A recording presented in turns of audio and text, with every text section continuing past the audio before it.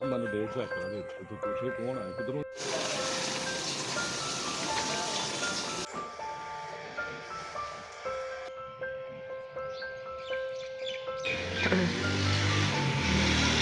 अस्सलाम वालेकुम, welcome again to my channel. Hopefully आप सभी ठीक ठाक होंगे। शुक्र अल्हम्दुलिल्लाह मैं भी बिल्कुल ठीक ठाक हूँ।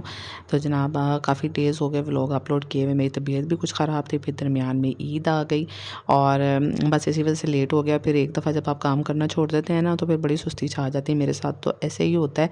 मैं जब अपना काम करना छोड़ दूँ ना, ख़ासतौर पर यूट्यूब का, तो फिर मेरा दिल ही नहीं करता वीडियोज़ डालने को, बनाने को।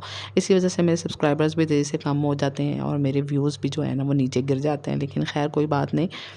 तो अभी आ गई मैं आपके लिए वीडियो लेके। तो ये काफ़ी पुराना व्लॉग है, मैंने शूट करके रखा हुआ था लेकिन डालने में काफ़ी इसको टाइम ही लग गया। तो आज मैंने इसको फाइनली अपलोड कर दिया आप लोगों के लिए।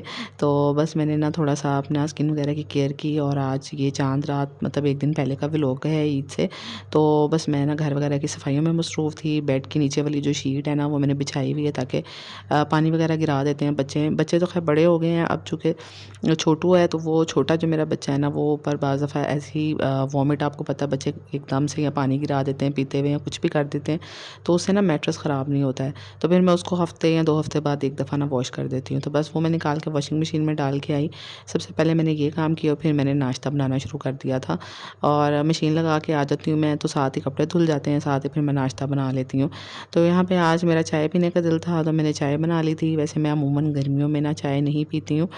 चाय मुझे ना पसंद ही नहीं है। जब सर्दियाँ होती हैं ना, सही वाली सर्दियाँ, सूप वाली जिसमें सूप हम लोग पीते हैं, उसमें मुझे चाय वगैरह अच्छी लगती है। लेकिन ऐसा बाकी मौसम जो पूरा साल है ना, मैं चाय बहुत कम पीती हूँ। तो पता नहीं मेरा क्या दिल किया तो मैंने चाय बना ली और यहाँ पे ना ये हादिया जूते साफ़ करके रख रही थी और मैंने कहा कि फटाफट से घर की सफाई कर लो क्योंकि अगले दिन ईद वाले दिन, बड़ी ईद पे आपको पता है कि काम भी होता है।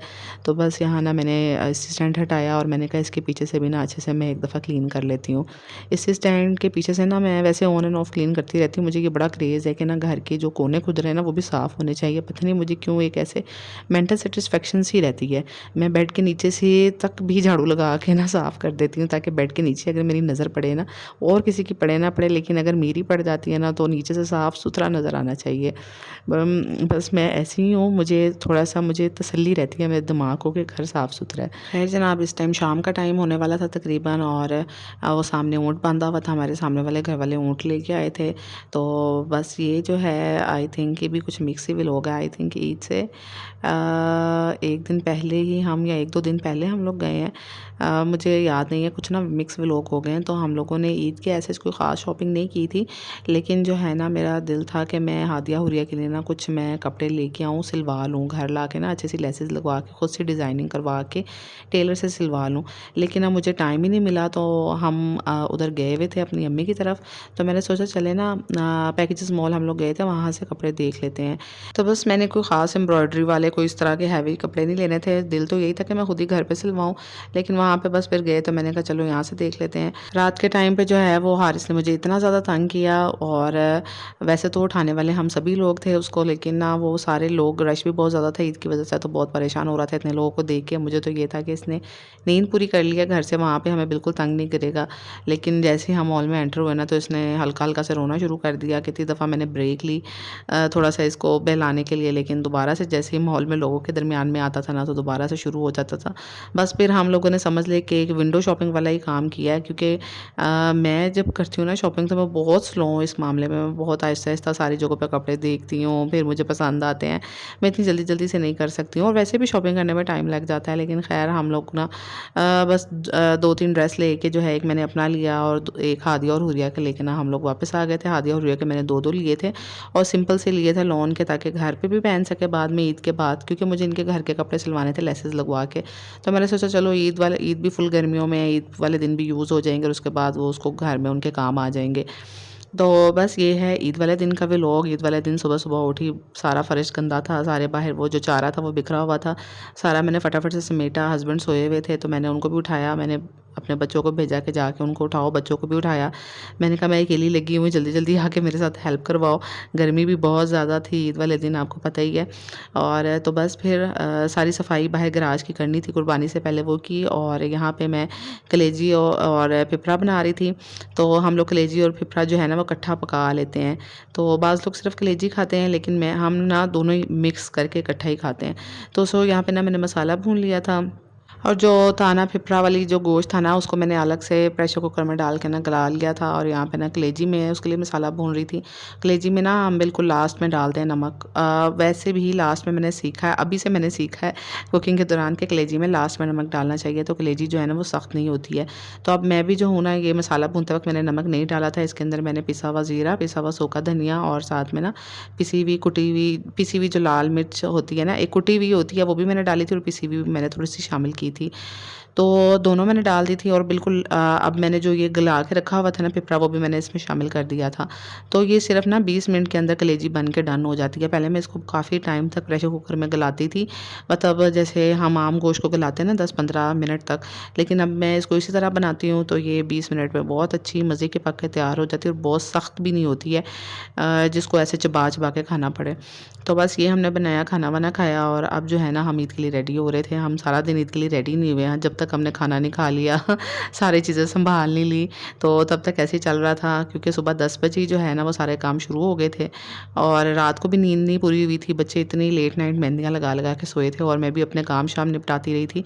तो हमने ना सुबह टाइम सारे काम किए, और उसके बाद खाना वाना खाया, और उसके बाद अब जो है ना हमने कहा कि चलो रेडी हो जाते हैं। गर्मी बहुत ज़्यादा थी, और ये वो कपड़े थे जो मैं लेके आई थी। तो बस यहाँ पे ना कपड़े निकाल लिए थे, और हम लोग रेडी होने लगे थे। रेडी होके हम लोगों ने ना शाम के टाइम सैर के लिए जाना था।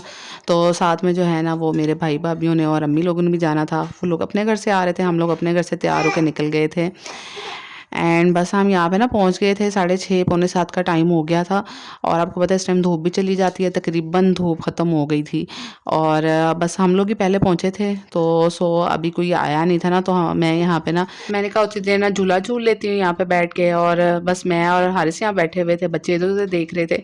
तो बस थोड़ी देर के बाद ना सभी यहाँ पे आ गए थे। तो बस उसके बाद हम लोगों ने ना फुल एंजॉय किया। ईद की रात हम लोग यहीं पर हम लोगों ने बहुत एंजॉय किया, और हारिस को लेके ना मैं यहाँ पे बड़ी सी चारपाई उन्होंने बिछा के दी थी। दो बंदे तो इजीली इसके ऊपर मतलब लेट सकते थे ना, बेड टाइप की चारपाई थी, पता नहीं इसको मंजा कहते हैं, बड़ी सारी चारपाई थी। तो मैं और हारिस उसके ऊपर बैठ के लगे हुए थे अपना एंजॉय करने, और बाकी सारे स्विमिंग पूल में एंजॉय कर रहे थे। तो मैंने कहा अभी मैं हारिस के पास बैठ जाती हूँ, और जब वो सोएगा ना तो फिर मैंने कहा बाकी लोग उसको झूला दे देंगे, क्योंकि वो सोएगा ना तो फिर उसको झूला देना आसान है। जब वो उठा होना तो फिर उसको होता है कि बस मुझे मेरी मामा को पकड़ाओ, मैंने किसी के पास नहीं जाना।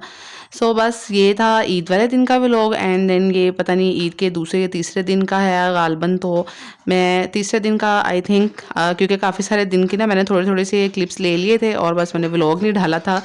तो यहाँ पे ना मैं न्यू जग लेके आई थी, क्योंकि ना सारे जग टूट गए थे, और ख़ास तौर पे मेरे जो शादी के 3 जग चलते आ रहे थे ना, मैं अम्मी ने मुझे 2 ला के दिए थे, वो भी टूट गए, और शादी वाले जो जग थे उसमें से सिर्फ 1 बचा है।